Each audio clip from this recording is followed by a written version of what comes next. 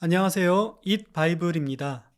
오늘 우리 함께 나눌 주님의 말씀 누가복음 8장 26절에서 39절까지의 말씀입니다.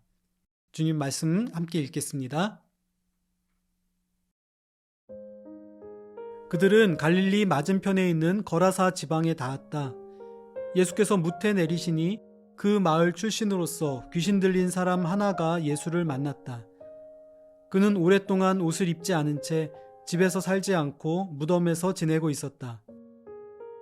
그가 예수를 보고 소리를 지르고서 그 앞에 엎드려서 큰 소리로 말하였다. 더없이 높으신 하나님의 아들 예수님, 당신이 나와 무슨 상관이 있습니까? 제발 나를 괴롭히지 마십시오. 예수께서 이미 악한 귀신더러 그 사람에게서 나가라고 명하셨던 것이다. 귀신이 여러 번 그 사람을 붙잡았기 때문에 사람들이 그를 쇠사슬과 쇠고랑으로 묶어서 감시하였으나 그는 그것을 끊고 귀신에게 몰려서 광야로 뛰쳐나가곤 하였다. 예수께서 그에게 물으셨다. 내 이름이 무엇이냐? 그가 대답하였다. 군대입니다. 많은 귀신이 그 사람 속에 들어가 있었기 때문이다.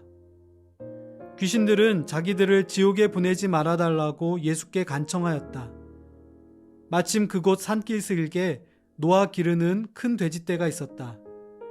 귀신들은 자기들을 그 돼지들 속으로 들어가게 허락해달라고 예수께 간청하였다. 예수께서 허락하시니 귀신들이 그 사람에게서 나와서 돼지들 속으로 들어갔다. 그래서 그 돼지떼는 비탈을 내리달아서 호수에 빠져서 죽었다.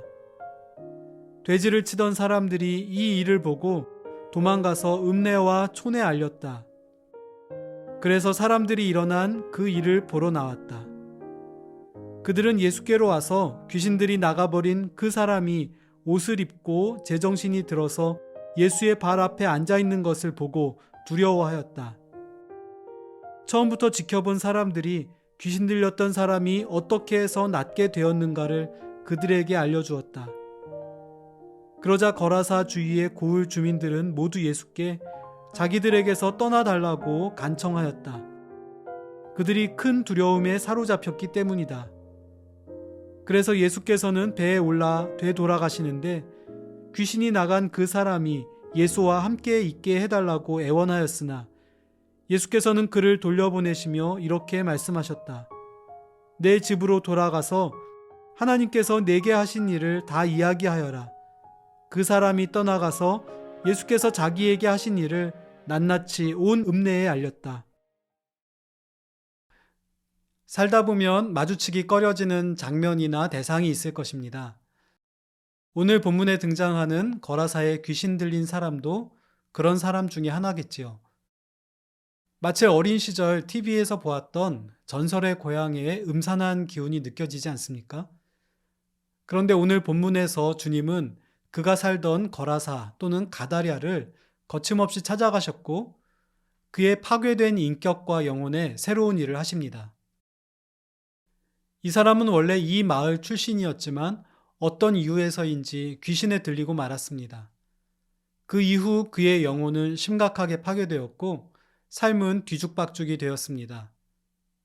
그는 벌거벗고 지냈고 집이 아닌 동네 외곽의 동굴로 된 무덤에서 지냈습니다.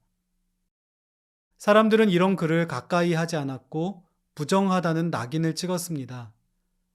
몸과 정신이 귀신에 의해 비정상적으로 발작을 일으켰기 때문에 사람들은 그를 통제하기 위해 쇠사슬과 쇠고랑을 써야 했습니다. 주님이 이름을 물으셨을 때에는 제 이름이 아닌 군대라는 이름을 댄 것은 그를 사로잡은 귀신들이 한둘이 아니라는 것을 보여줍니다. 과연 누가 그와 친구가 될 수 있었을까요? 또 과연 누가 그를 도울 수 있었을까요? 그런데도 주님은 그에게 찾아가 친구가 되어 주십니다. 그는 처음에 예수님을 반기지 않았습니다. 소리를 지르며 자신을 괴롭히지 말라며 주님을 위협하고 거부합니다. 주님이 그의 이름을 물으셨을 때에는 군대라고 대답합니다.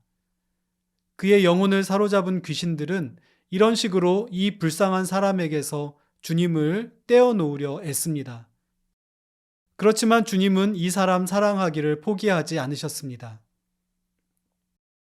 눈에 흉하게 보인다고 그를 혐오하지도 않으셨고 자신을 완고하게 밀쳐낸다고 해서 물러서지 않으셨습니다.